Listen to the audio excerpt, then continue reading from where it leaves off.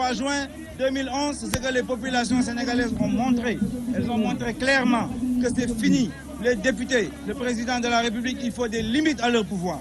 Et c'est ce qu'on a montré le 23 juin, c'est le sens de l'émergence citoyenne, c'est le sens de ce qui se joue aujourd'hui en Tunisie, en Égypte, en Libye et au Sénégal. Et je vous dis, ça ne restera pas au Sénégal, ce sera le Cameroun, ce sera partout, parce que c'est ça le sens aujourd'hui de la libération du peuple dans ce 21e siècle. Merci beaucoup, Mamadou Lamine Diallo daal nee na jamono yi askan wi dañoo yeewu bu baax a baax bëggoon nañ daal nga dellu ci google fànn ci sa message ci wàllum ci kàllaama wolof. xam nga man lu may woote mooy tekki bu mu gàcci bu mu nooteeli bu mu suufeeli loolu soo ko tekkee wareef yooyu yàlla teg fii ci àddina soo góorgóorloo di nga mën a tekki fii ci àddina nga góorgóorlu nga mën a tekki alaxira loolu la ñuy woote depuis 2007 loolu moo tax ma dugg ci politique bëgg sama réew wóolu sama askan.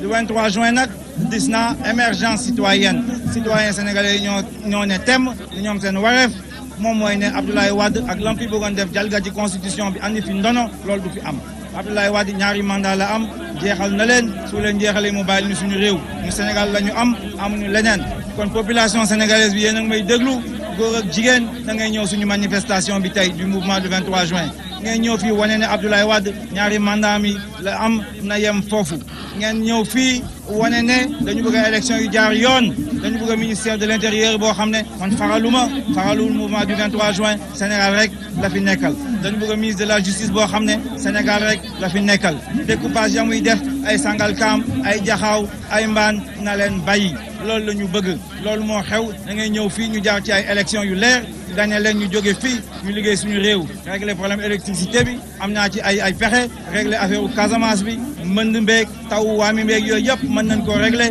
citoyens yi jóg nañu kon nag yoonu Sénégal bi léegi leer na assises yi nationales yi wane nañ ko loolu laa leen bëggoon a wax na ngeen ñëw fii teew fii place de l'indépendance suñu réew la suñu askan la suñu réew la suñu askan la suñu réew la suñu askan la wasalaamaaleykum wa rahmatullahi wa barakatuh. Mamadou Lamine Diallo ànd ak àll bu metti tey jii xam nañu ne daanaka c'est un gars qui a un message plutôt calme, mais aujourd'hui peut-être c'est l'enjeu qui l'exige.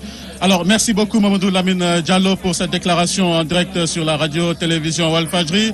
Un autre leader de l'opposition, membre du mouvement du 23 juin, il s'agit de Landing Savané qui nous rejoint sur ce plateau de la radio-télévision Walfadjri. Ndea Sougay, dama lay daal di bàyyi ak Landing Savané ak ay laaj. Pascal Elouno, merci. Alors nous sommes avec monsieur Landing Savané, leader de AJ/PADS. Pourquoi vous êtes là aujourd'hui? Tout le Sénégal est là, toute la jeunesse, toutes les femmes du pays sont là pour la même raison. Le 23 juin, un mouvement d'une ampleur inégalée s'est déclenché dans notre pays devant l'Assemblée nationale pour exiger le retrait pur et simple d'un projet de loi du président Abdoulaye Wade sur un ticket présidentiel. Je pense que c'est une bataille mémorable que non seulement tout le Sénégal, mais le monde entier est encore en mémoire. Ça a été une lutte difficile, mais le peuple a gagné cette lutte. Et ceux qui étaient là pourront dire à l'avenir, j'étais là le 23 juin 2011 et en remercier le ciel. Maintenant, évidemment, on gagne une bataille, mais la guerre n'est pas encore gagnée. La guerre, c'est quoi? C'est débarrasser le pays de Abdoulaye Wade, qui est devenu aujourd'hui un mal profond pour notre société, pour notre démocratie et pour le progrès de notre pays. Alors, monsieur Savané, que répliquez-vous à ceux qui affirment que Maître Abdoulaye Wade peut se présenter à la prochaine présidentielle de 2012, que la Constitution lui permet?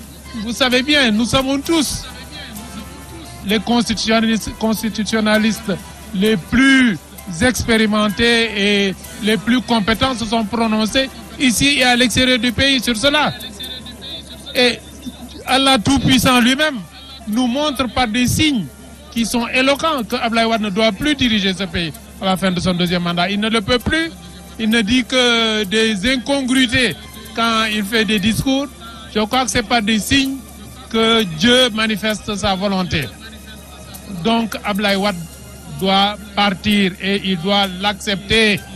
Il a fait ce qu'il pensait avoir à faire pour ce pays. Il y a du bon, il y a du mauvais. Je pense que nous n'allons pas nier tout ce qu'il a fait. Mais le moment est venu pour lui de gagner en lucidité et d'accepter la réalité qui s'impose et ne plus être candidat en 2012. Dès qu'il aura accepté cela, je pense que la paix va revenir dans ce pays. Il n'y a pas de risque de chaos. Nous faisons des manifestations pacifiques. Le 23 juin dernier, personne n'est mort. Donc c'est un miracle qui s'est passé. Et aujourd'hui encore, nous manifestons pacifiquement. Il n'y a pas de chaos dans la population. Le seul chaos qui existe, c'est le chaos économique organisé et orchestré par Abdoulaye Wade. C'est le chaos financier qui fait que les agences ne peuvent plus payer. Et ça, c'est lui seul qui en est responsable en tant que président. waaw bon ñu ngi ak Landing Savané fii ci place de l'Obélisque lan moo waral sa teewaay fii.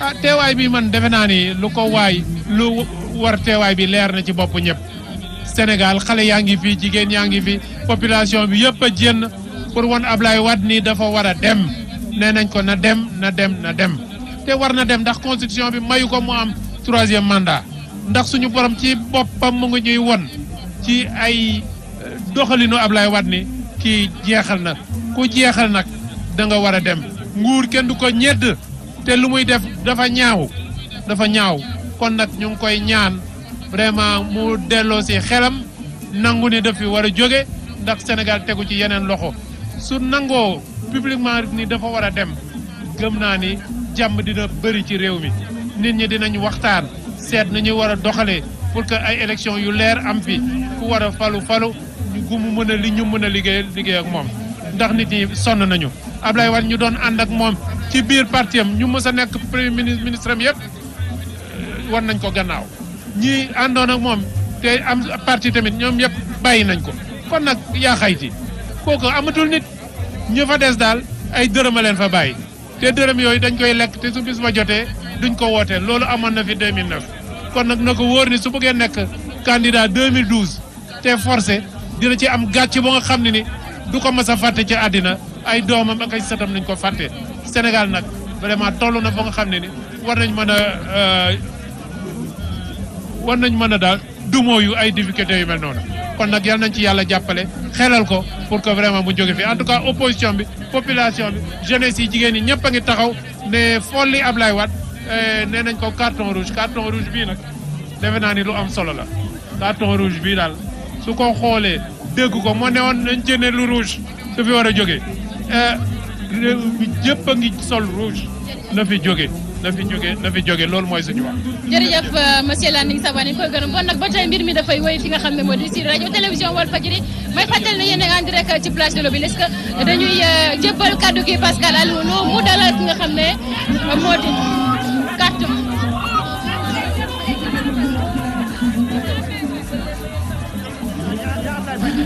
bon ñu jébbal kaddu gi ki nga xam ne nag moo di professeur Abdoulaye Bathily ki nga xam ne moo di Landing professeur Abdoulaye Bathily la Pascal la kaddu gam. Professeur Abdoulaye Bathily qui harangue la foule. Il faut comprendre que ce rassemblement a des airs de meeting, ça se comprend également. Ce qu'il faut retenir, c'est que la cause, c'est la même.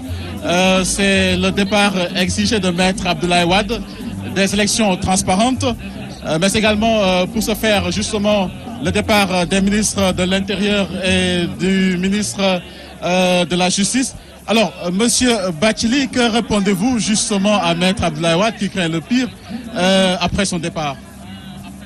Mais c'est lui qui a créé le pire au Sénégal. Je suis acteur de la vie politique et sociale du Sénégal depuis plus de 40 ans. J'ai été acteur de tous les grands événements qui ont façonné la vie politique au Sénégal au cours des 40 dernières années. Quand je vois ces jeunes mobilisés aujourd'hui, ça me rappelle 40 ans en arrière, moi-même, dans les rues de Dakar, à l'université, en tant qu'étudiant. Pour nous, c'est une nouvelle page qui est en train d'être inscrite par les jeunes, par les femmes, par les citoyens de ce pays. Parce que cette mobilisation est une mobilisation militante. C'est une mobilisation de citoyens. C'est une mobilisation de patriotes. Les gens ne sont pas venus ici parce qu'on leur a donné des per diem. Les gens ne sont pas venus ici parce qu'on les a convoyés depuis la Casamance. Ils sont venus ici pour dire non au troisième mandat de Abdoulaye Wade. Justement, on vient de nous apprendre que des militants, en tout cas ont barré de l'opposition la route nationale numéro 1 au niveau de Thiaroye pour empêcher le transfert de supposés militants du PDS et qui doivent justement se retrouver devant la VDN cet après-midi. Alors, dites-nous un peu, est-ce que vous pensez que, est-ce que vous ne craignez pas justement que de telles réactions puissent entraîner le pire? Nous n'avons jamais donné ce mot d'ordre et encore une fois, c'est un prétexte. Comme ils savent qu'ils auront des difficultés à mobiliser, ils commencent déjà à chercher des prétextes pour le manque de mobilisation parce que nous savons de sources sûres, ils ont fait venir des gens de Podor, de Matam, de Bakel, de Casamance, de partout au Sénégal, dans des cars Ndiagandiaï, en donnant des perdièmes, des pagnes, des t-shirts.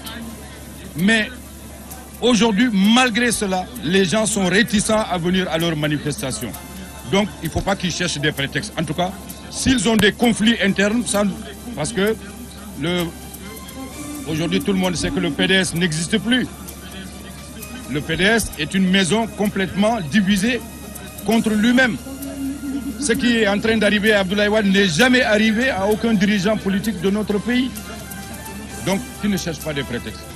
Waaw Bathily dégg nañu si ay xibaar yu leer daal ne jamono yi am na ay ndaw yoo xam ne ñoo baar route nationale bi booru Thiaroye te li ñuy tere moom mooy militants libéraux yi daal di ñëw ci rassemblement bu ñuy waajal ni ki tey ji si ngoon VDN.